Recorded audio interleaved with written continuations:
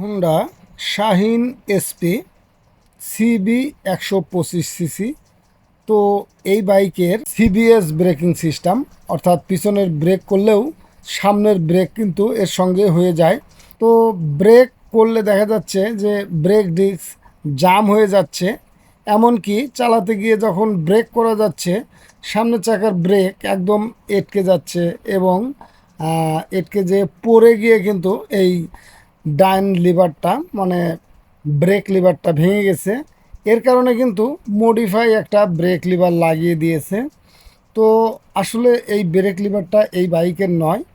তো আমরা এই বাইকের ব্রেক লিভারটা পরিবর্তন করে দেব এবং সামনের ব্রেক কেন এটকে যায়, দেখা যায় চালানোর সময় যদি ব্রেক করা যায় দু একবার তখনই কিন্তু এরকম হয়। তো আমরা আগে সামনের এই মডিফাইড ব্রেক লিভারটা পরিবর্তন করে দেব এবং পিছনে এবং সামনের ব্রেক যত অ্যাকুরেট কাজ করে সেই বিষয়ের উপরেই আমরা এই বাইকের কাজ করব। যেহেতু সিবিএস ব্রেকিং সিস্টেম আমরা মডিফাই যে কাজ করেছিল ওটা পরিবর্তন করে এবং পিছনের যে ব্রেকের সঙ্গে হাইড্রোলিক ব্রেক কাজ করে, যেটা ওয়েল ব্রেক আর কি, হাইড্রোলিক ওয়েল ব্রেকের এখানে কিন্তু মাস্টার সিলিন্ডার এক্সট্রা পিছনের ব্রেকের সঙ্গে সিস্টেম করা এবং এই পাইপটি চলে গেছে কিন্তু হ্যান্ডেলের এই দিক দিয়ে এসে সামনের চাকার যে ব্রেক আছে এই ব্রেকের পাইপে জয়েন্ট হয়েছে, অর্থাৎ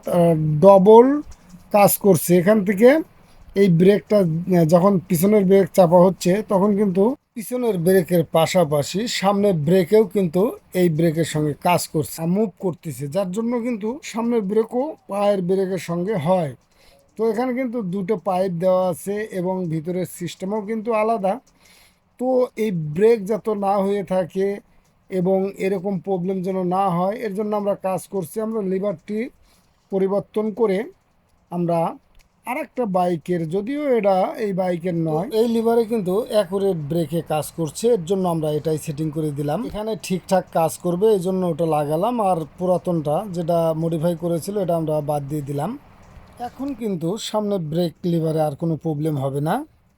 এবার আমরা সামনের হাইড্রোলিক ব্রেক কেন জাম হয়ে থাকে, ডিস্কটা কেন জাম হয়ে থাকে, ব্রেক ধরলেই কেন এটকে যায়, এই বিষয়ের উপরে কাজ করব। ক্যালিভারে হাওয়া ঢুকে আছে কি না এর জন্য আমরা ক্যালিভারের নিচের দুটো নাট বা বোল্ট ঢিল দিয়ে দেখি যে হাওয়া আছে কি না। অনেক সময় যদি হাওয়া থাকে এর জন্য ব্রেকিং সিস্টেমে একটু প্রবলেম দেখা দেয়। তো প্রাথমিকভাবে আমরা ওটা দেখব। এছাড়া পিছনের ব্রেক হয়ে আছে কি না, পিছনে ব্রেক হয়ে থাকলেও কিন্তু এরকম হয়, যেহেতু ব্রেকই পাশাপাশি কাজ করে এর জন্য আমরা এগুলোও খেয়াল করব বা দেখব। আমরা হাওয়া বের করে দিলাম, আসলে হাওয়া নেই, এখানে ঠিকই আছে, কিন্তু এগুলো হলো কিভাবে সেগুলোই আমাদের দেখার বিষয়, ব্রেক হয়ে থাকা। তো আমরা যখন ক্যালিভার থেকে হাওয়া বের করে দেবো এইভাবে, তখন যেন ব্রেক চেপে না ধরি, আসলে যেটুকু হাওয়া এসে থাকে বা ভুটি হয়ে থাকে সেইগুলো যাতে বের হতে পারে, আমরা ব্রেক না ধরে হাওয়ার নাট বা ওয়েলের নাট ঢিল দিয়ে তারপরে টাইট দিয়ে দেবো। তো যেহেতু ক্যালিভারের মধ্যে হাওয়া নেই তাহলে প্রবলেমটা কি এই বিষয়ের উপরে আমরা আবার দেখব। এর আগে আমি একটা ইয়ামাহা সেলুটো 125 এই বাইকের পেয়েছিলাম, এরকম ব্রেক হয়ে থাকে কিন্তু ব্রেক ধরার পরে চাকা ঠিক মতো ঘোরে না। তো এতে করে দেখা গেল যে কোনো মতেই কাজ হচ্ছিল না। তো আমি ব্রেক ক্যালিভারটা খুলে দেখলাম যে ক্যালিভারের যে দুই পাশের দুটো স্টিক যাতায়াত করে ক্যালিভারের মধ্যে, এই রাবারের মধ্যে দিয়ে ওই দুটো স্টিক বাঁকা হয়ে গেছে। এই বাঁকা হয়ে যাওয়ার কারণে ব্রেক করার পরে দেখা যায় যে ক্লিভারের মধ্যে ওই স্টিক দুটো সুন্দরভাবে প্রবেশ করতে পারে না। তো এটাতেও ওরকম হয়েছে কি না এর জন্য আমরা ক্যালিভার সম্পূর্ণটা খুলে নিচ্ছি। এছাড়া ক্যালিভার কতটুকু বাঁকা হলে এরকম হয়, এই বোল্ট দুটো এই ভিতর থেকে কিন্তু এটার তো তাই হয়েছে, যেহেতু এই জায়গায় রাবার ছিঁড়ে গেছে দেখা যাচ্ছে, এটা কিন্তু এইভাবে যাতায়াত করবে কিন্তু যাচ্ছে না, এটা কিন্তু রাবার ছিঁড়েও গেছে। ব্রেক ধরার সময় যে স্টিকটা বের হয় এবং ঢুকে যায় এটাই কিন্তু বাঁকা হয়ে গেছে। তো আমরা দেখছি এটা কিন্তু বাঁকা হয়ে গেছে।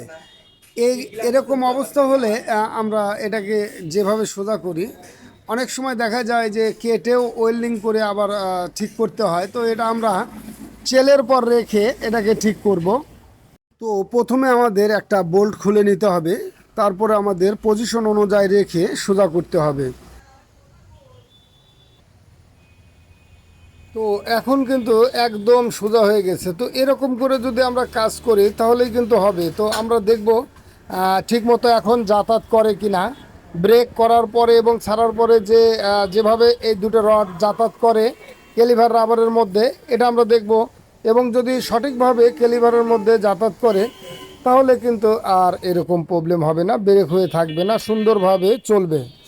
এবার আমরা ক্যালিভারের সমস্ত মানে অংশগুলো পরিষ্কার করে তারপরে আমরা নতুন ক্যালিভার রাবার দিয়ে ক্যালিভার সেটটা সেটিং করব।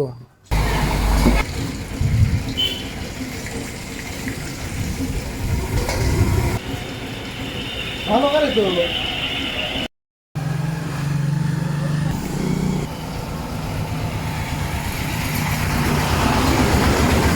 এমন কেমন দেখো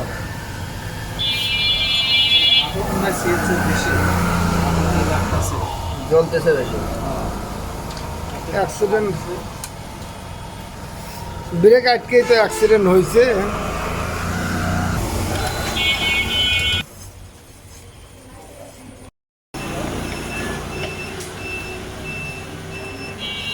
ব্রেক ধর, পিছনে ব্রেক ধর, পিছনে।